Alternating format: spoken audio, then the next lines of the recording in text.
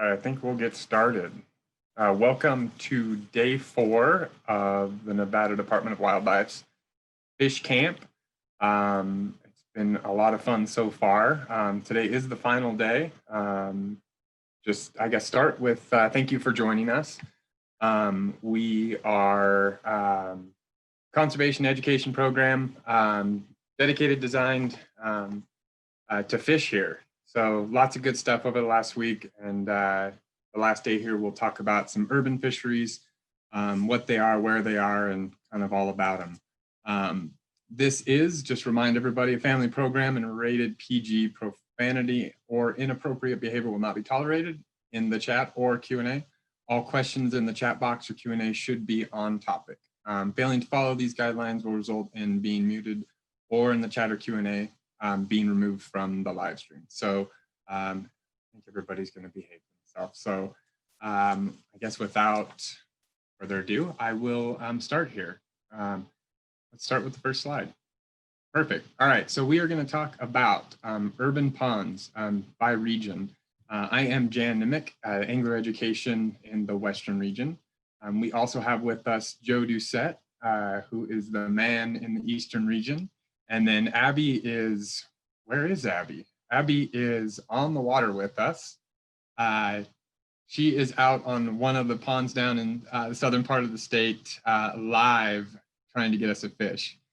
So just about everybody represented here, definitely across the state. So let's get started. Next slide. Perfect. So I'm going to start kind of Western region, urban pond. Before we go too far, I kind of want to, I guess, take one step back and talk about urban ponds, what they are. I think it's easy to see a pond in a neighborhood and not understand everything that goes into it. And our urban ponds are very special to us. They are little oases, or they're little places to find outdoors fish inside the neighborhoods, in the cities, in places they don't ordinarily exist. So this is a perfect example. This is Mitch Park Pond down in the Minden Gardnerville area. It's a great little piece of water, and it's the closest piece of water really to this is going to be going up into Bailey Pond, which is another urban piece of water. So I guess what I'm getting at is they're very, very important. Who they are for, they're for everybody.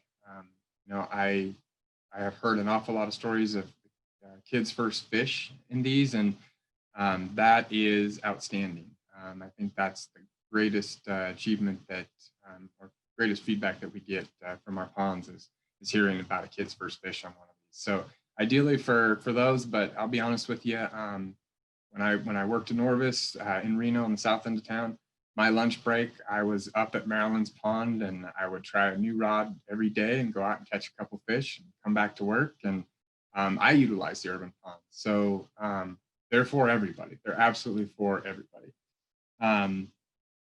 Let's see, next slide. And this is getting into everybody. Several of them are ADA accessible. This one happens to be Crystal Peak Park Ponds. There are 3 docks located at this specific pond, but we have lots of access. And again, the idea behind the urban ponds is just make access as easy as possible. Next slide. All right, we maintain them well. A lot of our wild fisheries, or fisheries that don't see the fishing pressure that our urban ponds see, don't get quite as many fish stocked into them. So our urban ponds see really kind of across the board a lot more fish than our other fisheries. So we really have to keep up with the anglers' demand. If we didn't supplement our urban fisheries with lots and lots of fish, they would be fished out pretty quick. So we really try to keep them healthy, but at the same time entertaining for the anglers.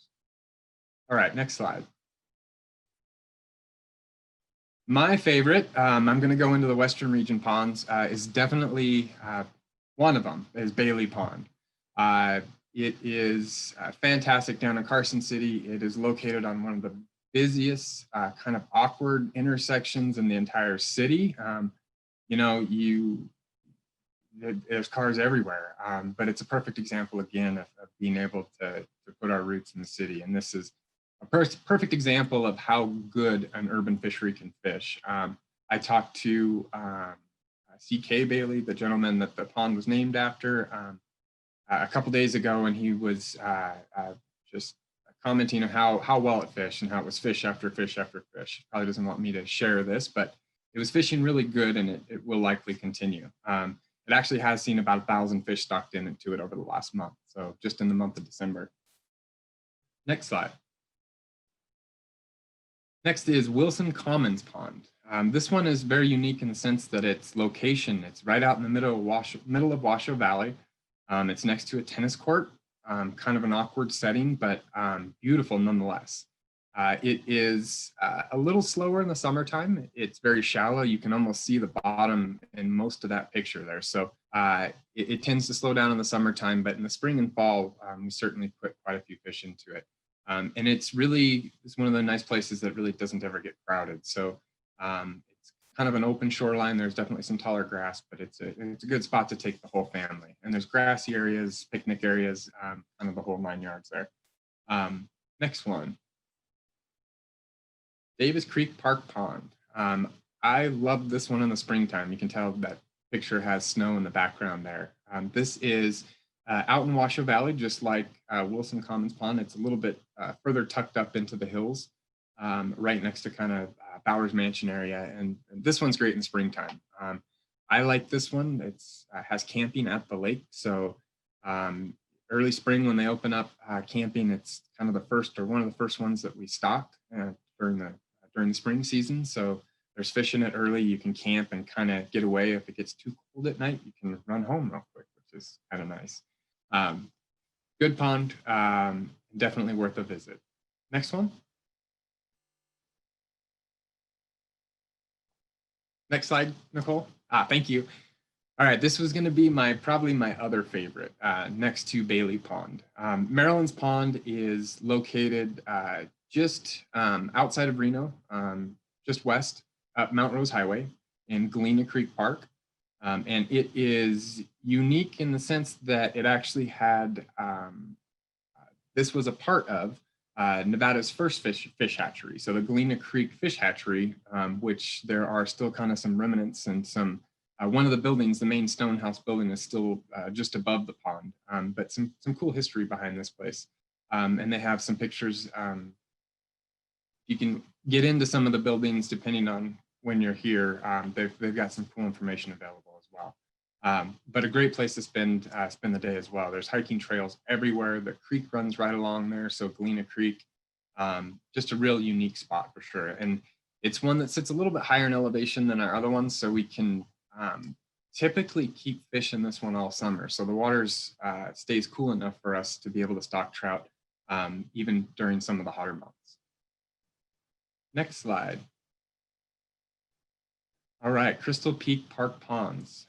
This is the one I kind of started with the fishing dock access. This one is, you can see it's a little overgrown there. There's definitely lots of vegetation. There's kind of some good and bad that comes with that. Trout fishing's been a little hard here over the last few years. However, there is an incredible green sunfish population in these two ponds. So, the reason that first picture opened up with my daughter fishing off the dock, and the reason we fish this one as heavy as we do, love to fish it, is because you can go out and catch 50 or 100 fish, even dare say, in an afternoon, because it's just one fish after another. So for kids and being able to just feel that first tug and kind of get the feeling or getting used to it, this is a great spot. Again, it's got the dock, so it's easier access kind of off the shoreline, which you can tell is kind of choked and definitely got some vegetation growing there. But great spot to take the family again. Virginia Lake, excellent. This one is very, I keep calling them unique. This one is unique in the sense that it's got some very big trout in it. Seen some decent holdover or carryover trout that we have put in. I've seen actually 2 pictures now of very large trout, which I wouldn't have believed if I didn't see a picture in the background in it. So good fish, definitely becoming more known for the bass. So The two gentlemen that shared their reports and pictures with me here recently also shared the fact that they were fishing very large lures, one a crayfish, a rattle type crayfish for bass, and caught a very large trout, and then as well as fishing like a 6-inch rubber worm and caught a trout out of Virginia Lake. So I have a feeling there's probably more than just those two in there, and with bass as well, makes it a fun spot. And people know it for walking around, but definitely not for fishing. All right, next, Nicole. Rancho San Rafael. So this one doesn't get a lot of fish. A lot of times the water conditions aren't quite right for us to introduce fish, whether it's too low or too warm, whatever they may be. But when we do get fish into this pond, it can be a lot of fun. It's a nice quiet setting just outside of Reno. It's right next to the university. So there's parks everywhere. Again, just kind of a great family setting. Next one. Paradise Park Ponds. This is a perfect example of our ponds being kind of right in the heart of the city. In the background there, you can see 2 drive-in movie theaters, and it sits literally right next to the drive-in, the Rancho Drive-In in Sparks. There's 4 ponds. This one has kind of another unique history. The 4 ponds actually were initially a gravel pit, so used for earth or moving of earth. When they stopped using it for that, they actually turned it into hatchery ponds and grew or raised trout to be sold. So it was a commercial facility not operated by the Department of Wildlife, but privately owned and raised the trout for commercial use. So kind of unique with that one. It gets pretty good numbers every year. So we definitely put a fair number of rainbow trout specifically in these guys. The last one looks like was in late spring for here. So definitely look forward to another one here coming up in the spring. Next one. Sorry, next slide, Nicole. Perfect. Sparks Marina. This is the spot that gets more fish than any other, and certainly doesn't get the attention that it deserves. It's got a pretty good cold and warm water fishery available to just about anybody there. Not a lot of people, kind of like Virginia Lake, think about fishing it. Most people think about walking around this one. However, it can fish really good certain times of the year. I like this one as well because you can fish it much later in the season. So it doesn't have a tendency to ice over very much, if at all. So most years, because the wind breaks up a lot of it, because of the size of it, you can fish it kind of early and late in the season. Again, this one gets a ton of fish. Past event, the Kids Free Fishing Day that we've had here, hopefully we'll be able to get that started here in the future, but definitely a good spot for kids. Next slide.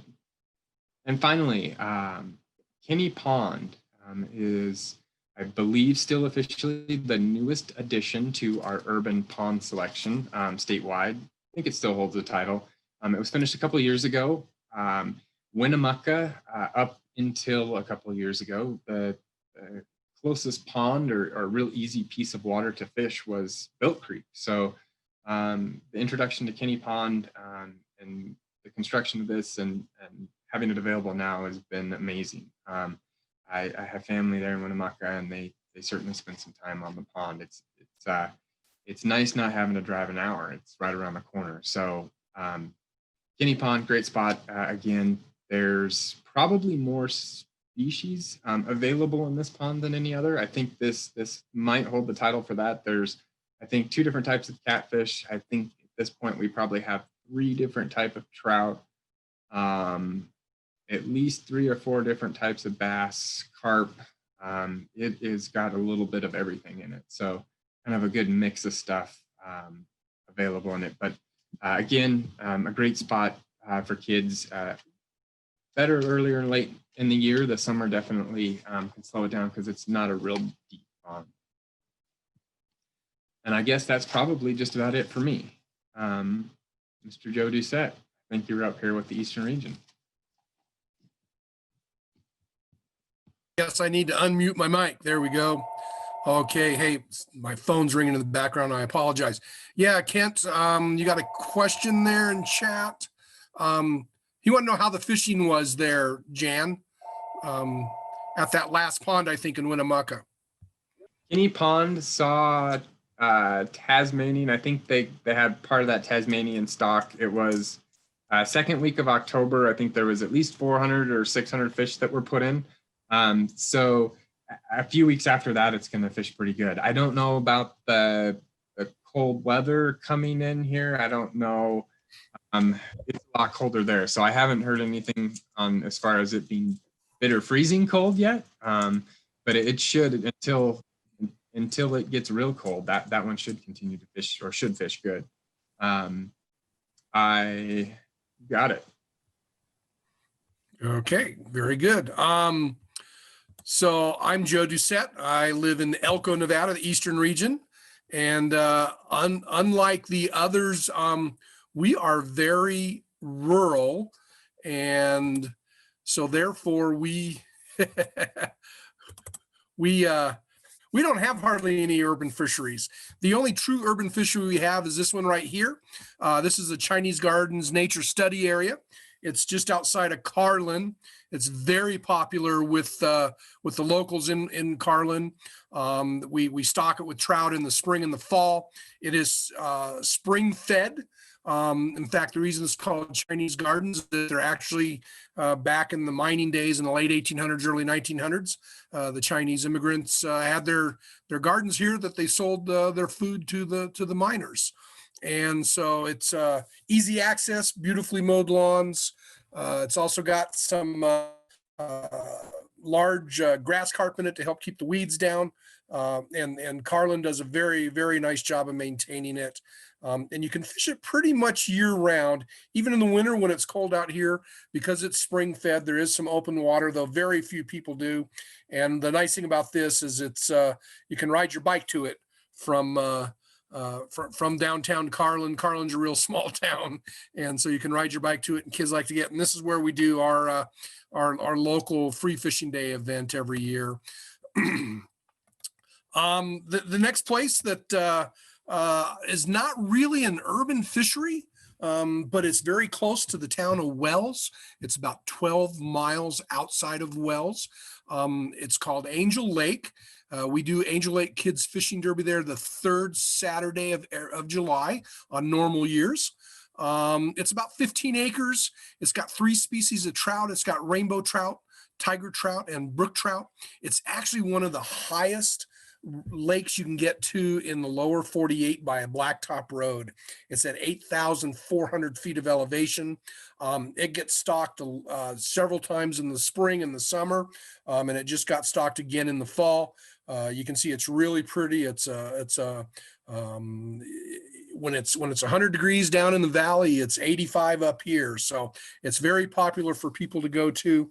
They really love getting up here. You can see it's got some decent shoreline access. Even has a handicapped accessible fishing spot when the lake is full. When it's not full, it's you got too much shoreline to get down to the water from there. But it's a lot of fun, and it's a great place to take the family fishing. There's a campground within walking distance. I mean, we're talking like 50 yards of the lake. And so there's a Forest Service campground. You can make reservations there, and the fish are very, very cooperative. I have found with this lake, power bait doesn't work near as well as, say, as natural worms do, or grasshoppers, or even small spinners. And of course, fly fishermen, they like to fish it with lots of, with small little crystal buggers, dry flies, nymphs. It's a great little fishery to take the whole family to. It's got different types of fishing for everybody. This is not really an urban fishery also. This is South Fork Reservoir. It's 18 miles from town. It's got a lot of different species of fish. It's got lots of beach access. The South Fork State Recreation Area has camping there. There's toilets, there's showers, lots of access, lots of room. It's a very, very busy lake. Lots of people there in the summer. This is all video from this summer, believe it or not. It probably is the busiest or the most visited lake in eastern Nevada, other than maybe Cave Lake. But I think we even get more visitation here than Cave Lake does. It's got everything from trout to smallmouth bass, largemouth bass, catfish, wipers, lots of stuff in it. And we stock it heavily in the spring and the fall. I believe this lake regularly gets between 75 and 125,000 trout annually. I mean, it gets a lot. And the nice thing about it is you're not just going to catch stock trout. There's a lot of carryover. And so you can catch trout that are upwards of 8-9 pounds, though that's very unusual. It is not unusual to catch a 3-4 pound trout out of this by any means. Shore access is great, except for the heat of the summer, July and August. You can fish from shore and have just as good a luck as people fishing from boats out there.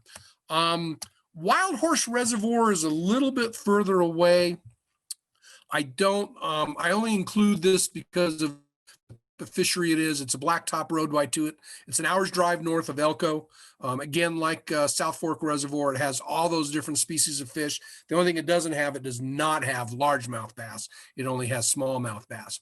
But again, shore access is excellent. Lots of access all around the lake, public access. There is private land, but it's owned by the Duck Valley Indian Reservation, and for a small fee, you can access and camp right on the water. It's a great place, and the main reason I bring this one up is the perch. The perch are great fishing for kids. It's, in my opinion, it's great fishing for adults too. And ice fishing is unique to Nevada. There's not a lot here. It's one of the places where you can go ice fishing, catch a lot of fish, and have a good time. And ice fishing is, if you've never done it and you're from Southern Nevada and want to do it, email me. I've got my information at the end of this. So if you have some questions, I'd love to show you how to do some ice fishing up here. But it's a really great reservoir to take the family to. Ice fishing is very social. You sit around in groups. You're vertically jigging. It's not like fishing from shore. You can move around. You can use regular fishing gear. You just got to have something though to drill a hole through the ice. But the perch fishing is great. It's not uncommon, whether in the warm weather or through the ice, for a person to catch 40, 50 perch in a morning or an afternoon. And then on top of that, catch half a dozen or so 15 to 20 inch trout. So Wild Horse is really about it. I don't have shots. I didn't get them of down in Ely. There's Cave Lake and Cummins Lake. Cummins is only about 5-6 miles out of the town of Ely, and it's got trout, largemouth bass, and then Cave Lake is a trout lake up at there's Cave Lake State Park, which is beautiful camping. Right now, we've had some issues with the dam, so the lake level is very, very low, but it's a very popular fishery, especially for Southern Nevada people. And so I would encourage you, if you're from Southern Nevada, that next summer, hopefully, if we can get water levels back up there, or Cummins Lake. Now, the downside to Cummins Lake, there's no camping along the shoreline. It's day use only. But both of those are very accessible by car. Cave Lake's probably 15 minutes out of Ely, and Cummins is 5 minutes out of Ely. So if you got any questions, that pretty much wraps it up for Eastern Nevada. Like I said, we're very rural. Elko's the largest town in the area, and it's only about 18,000 people, 20,000 people. The whole region, Elko, White counties, is the size of the state of Maine with less than 80,000 people in it. And we kind of like that out here. You can always find a place to do a little bit of fishing. Okay, well, I guess I'm going then for now to turn it over to the fabulous, the one and only Abby Zarnecki down in Southern Nevada. Abby is our Southern Nevada angler education coordinator, and she's actually the only one of us who set it up to go out live to one of her urban ponds. So, Abby, it's all yours. Thanks, Joe. Thank you, Jan, also. That was awesome. So our southern region is the small section here. Nicole, if you can advance it once, it'll zoom in on it for us. One more, sorry. There we go. So the southern region, again, I know some of you guys have heard it because I saw some familiar names. It was really awesome to see you all again. I'm going to focus on the urban ponds in and near Las Vegas. And then obviously we have Lake Mead below us, and then we have a few awesome state parks up north and some mountain streams that we obviously aren't getting into this one, but probably in the next fish camp. So we'll go on to the next one. So, oh, and I didn't introduce myself. I assumed everybody knew me, sorry. My name's Abby Zarnecki, Southern Region Coordinator and for Angler Education, and we are out of the Vegas office. And it is pretty bright, but I found an awesome tree at the pond, so I'm sorry if I'm a little shaded for you. I wanted to start in the northwest of the valley. So if we've ever been in Las Vegas, we know that it's all in a bowl. And so pretty much on the far northwest end, before we lose the valley for Vegas, we have Cold Creek, and it is mountain spring. It is fed from the runoff of the snow melt and some mountain springs up there. So the only fish that we have been able to keep in there were trout. We do 2 stockings in the fall and in the spring. And the awesome thing is the spring one usually comes from the county fair, or Spring Creek rearing station will save some if we can't do the county fair. And that is our last stocking, and it stays a little cooler up there. So this is our trout in the classroom release up there. We do a tank in the office, and our trout have to be released just like the classroom. So we usually go up to Cold Creek. They can hide in the depths and then hold over the summer because it doesn't get too hot up there. So the next one, please. We also have Floyd Land Park, northwest near Durango and 95. Maybe 5 minutes off of the freeway, so not too bad. This is a picture from one of our fishing clinics when we were allowed to do those. And what we do is we kind of just keep everybody in one group. We rotate groups. That way we can help everyone out there. And this one's also called Tule Springs, if you've ever heard that name. Some people call it by the springs that it's fed by instead of just the park. Awesome. So Kent's right there, very cool. And this section right here is pretty neat because you have the reeds. And so what's really cool is while you're fishing, you actually get a live nature show. We have night green herons that are nesting there every year, a bunch of ducks, some grebes, the little ones that look like they're not full ducks. So it's almost like a nature sanctuary in the middle of the desert. It also used to be a stopover for travelers going west. So it's pretty neat. Next one. Oh, and sorry, Floyd Lamb does get stocked fully as well. It has 4 reservoirs technically. And we get everything from bass. Well, we don't stock bass, but it is really good with bass. Some awesome carp that are in there. We do stock catfish and trout seasonally. And just a warning, catfish is not stocked in June because it is way too hot to transport them. All right, thank you. Next one. And Lorenzi Park is right downtown. That is one of the parks I kind of grew up with down here. It is right next to it used to be right next to the Natural History Museum for the South. And it is right off Rancho in 95. It is a man-made pond, and it actually has just been redone maybe 3 years ago. They concreted the bottom to make it a little bit so that the sediment doesn't go in. just clean it up, get rid of some of the weeds that were overgrowing in there as well. Really great place for green sunfish and bluegill. They reproduce really well in that water for some reason, almost more than any others. And catfish hold over really well in there as well. But we do stock it with trout, and we're hoping trout will be stocked in mid-November. It's usually not till the end of November, so we'll see how this weather goes. And then, sorry, the comments are covering. Oh, I see, Sunset Park. So also some pictures from our school fishing field trips from a couple years ago, holding one of the trout that they caught out there. They also do a trout release for their classroom on this field trip. And then the other picture, my screen's too dark, I forgot what it was. Oh, just our setup with some of our instructors that help out with these classes. And really great for trout. I actually saw a bunch of bass, bluegill, and unfortunately a few too many carp reproducing really well with some fingerlings and fry in there. So again, the vegetation is just right in some of those ponds, and the temperatures are pretty good. They're really good. And actually I can turn and show you guys this pond too. They're really good at showing or filtering the water back in. There we go. So there is I don't know how much you guys can see. There is a pipe that comes in and brings the water in.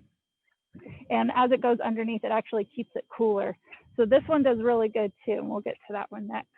But they're all almost in a way like a spring would feed water. They do really good at pumping the water in and under so that it stays a little cooler. So I am here at Veterans Memorial Park Pond, and I wanted to show you guys around this one. This one is the closest for me. So I was able to get out from work today, run up here, and I wanted to also show everyone that's with us today how easy it is to grab your stuff and literally go fishing. I had a few bites earlier. I don't know if anybody saw me on the side. That's why I didn't mute my screen. So if I did catch something, you guys get to see it.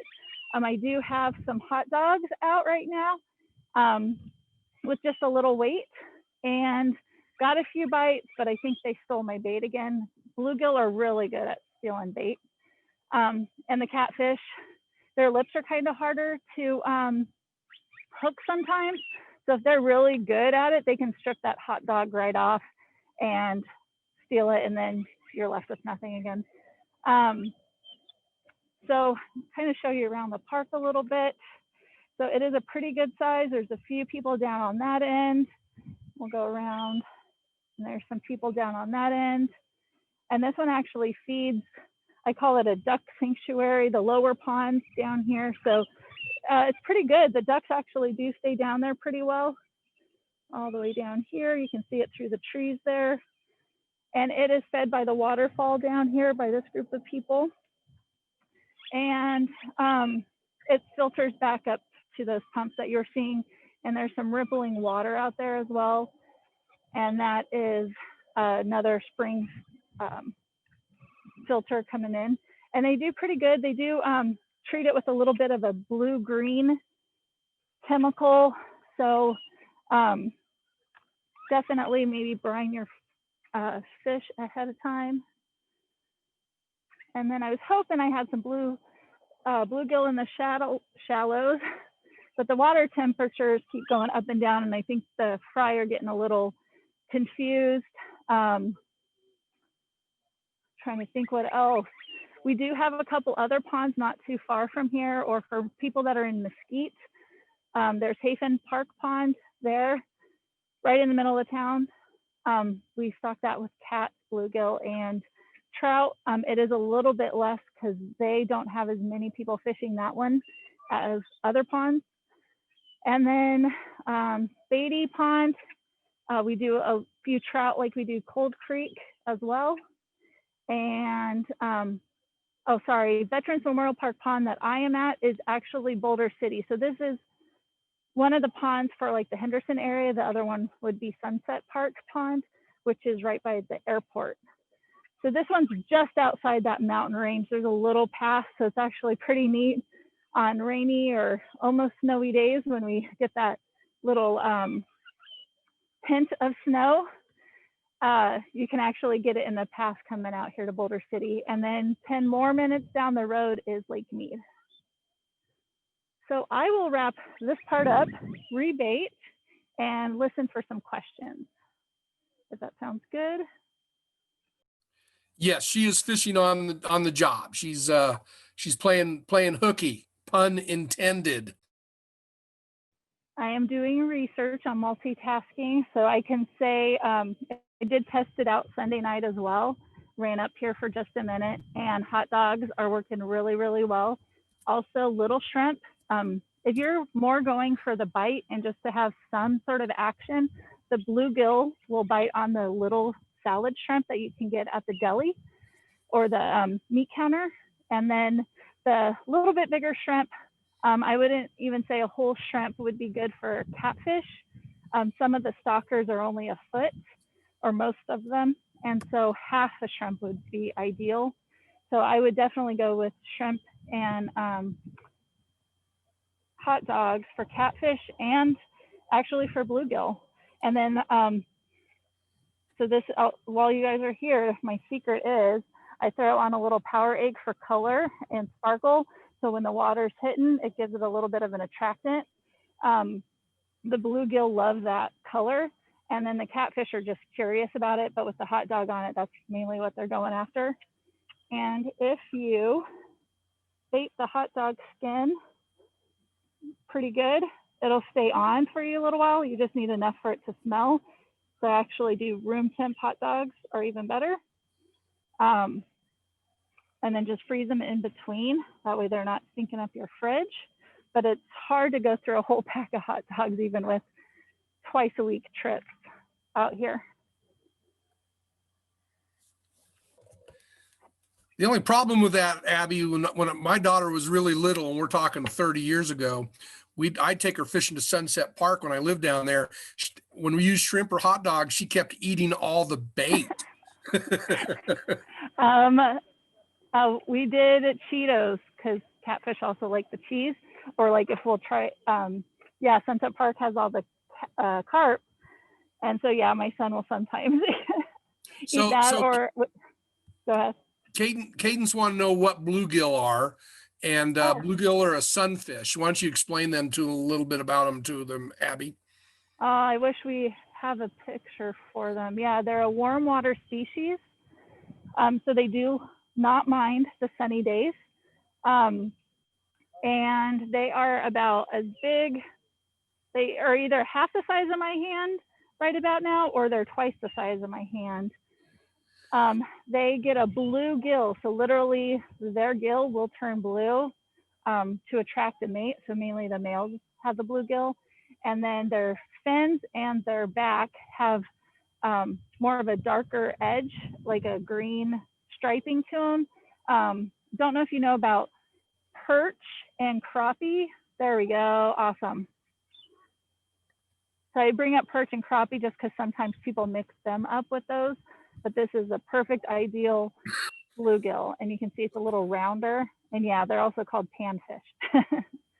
And Doug was asking if we test the waters because some of the fish look sick when you pull them out. I think as a general rule, I'm not sure what you're talking about. Excuse me, Douglas, but especially down in Vegas during the heat of the summer, if you catch a cold water species like trout, they do look a little bit sickly. Mostly what the issues are is lack of oxygen in there during the summer for those trout, or even in the spring and the fall when the water temperature gets 70 degrees and higher. Other than that, most of those waters, especially I know down those urban ponds down in southern Nevada, generally pretty good, except for the ones that get a lot of vegetation in them. And even then, the water quality is still generally pretty good. Yeah, so there's multiple ways of calling it testing the waters. I call it testing for our fishing reports. So you guys know what actually is working, because nothing's worse than coming out here all the time and not catching anything. So we do try to give you some idea of what they're catching. So if I don't hear from many people, I'll come fish. And my kids like to come. So, I mean, it's a good excuse. And then literally testing the water, as in doing chemical testing or temperature testing so that we know if we can stock trout if it's cold enough. And like Joe was saying, right at the end of summer, we kind of have to test it to check oxygen levels and everything like that. I think I missed one. All right, anybody else have any questions? Oh, I'm trying to do it so you guys can see it too.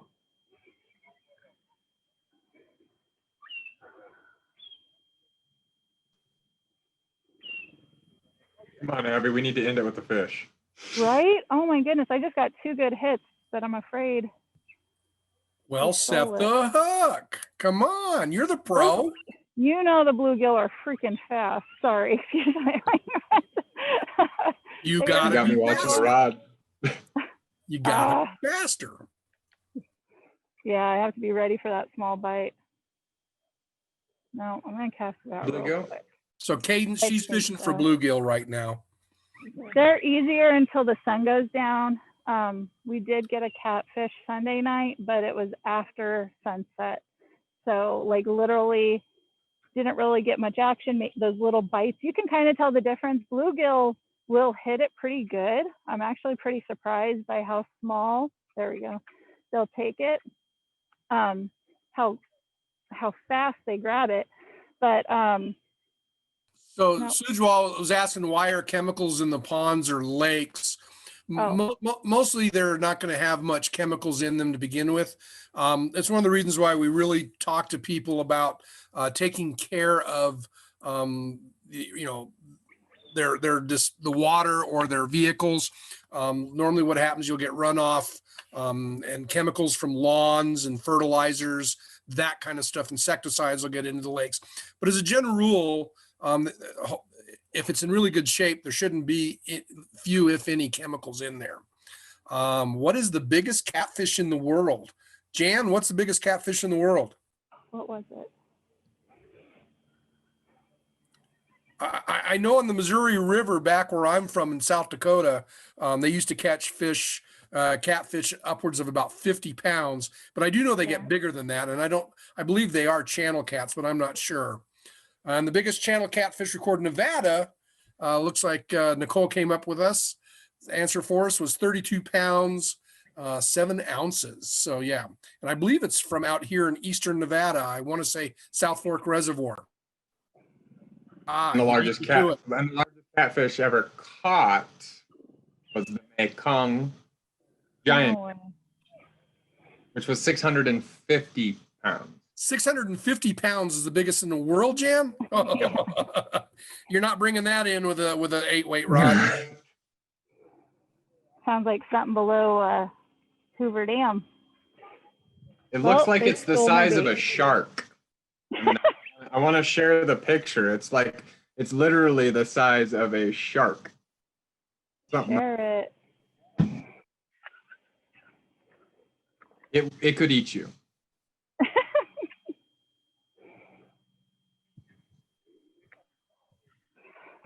Oh, man, he just stole it.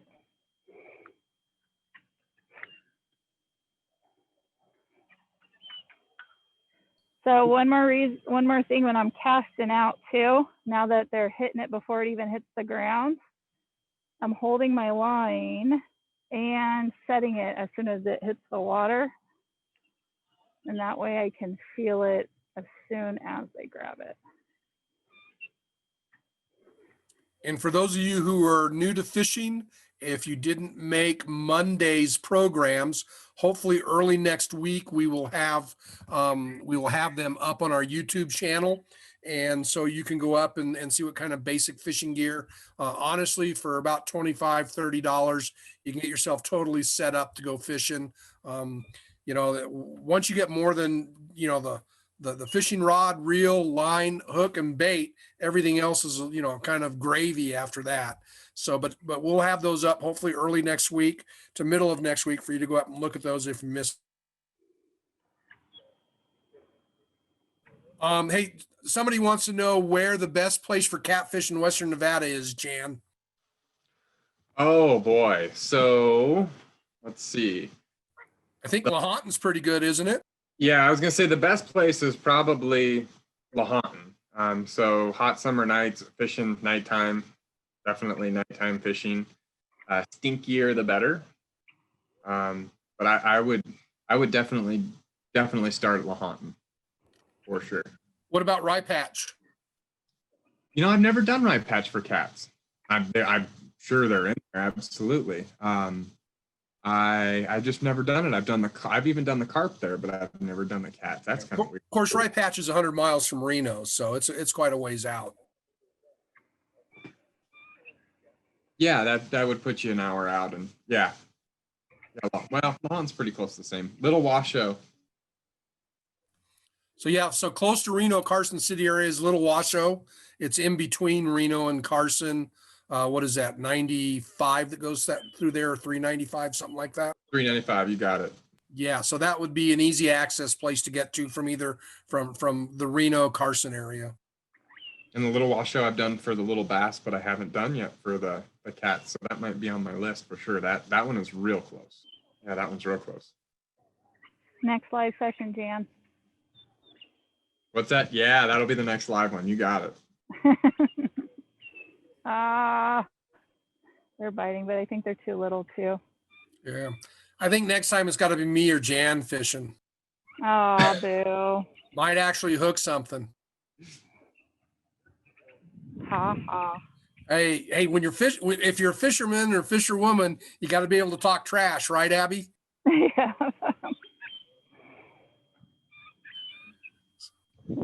Yep. Yeah, so I do recommend red and green and hot dogs for bluegill and catfish right now. But I think they stock some pretty small bluegill too. All right. Oh. So somebody asked where Rye Patch is. Rye Patch is due east of Reno, just off the Interstate 80, out by Lovelock. And so it's just to the east of Lovelock. It's roughly 100 miles away. It's a high desert reservoir, not a lot of trees. It's an irrigation impoundment for Pershing County and the agriculture area there. And so the water level does fluctuate quite a bit, but I've had some really good walleye fishing there in some years. So it's a great place to get to, definitely unique. Yeah, and if you guys have questions later on, please take down our emails and let us know anytime. Our phone numbers and emails are on our website too. So somebody want to know what the smallest fish is, and we really can't answer that. But I can tell you what the largest fish is. It's the fish that just got away from you that you didn't catch. And the smallest. I wish I could have. That's why I keep tilting it, but I don't think it'll zoom in enough either. There's some little bluegill moving in a little closer to shore right here that are chasing it, but they're too small to. They're like the size of the hook. It's pretty cute though. Yeah, they actually you can kind of see the water here too. And this sun to the shadows from the tree, the bluegill love hiding in that. Because I have polarized, I have polarized glasses on me. I don't have them on me, but can't even see them right. And they're probably like 10 feet away. Nothing like some pressure for catching some fish, is there, Abby? Oh, seriously. Makes anyone feel any better. Nope, it's not just me. It is just you. I saw 5 people in the background catching fish. No, they're not. They're over there talking.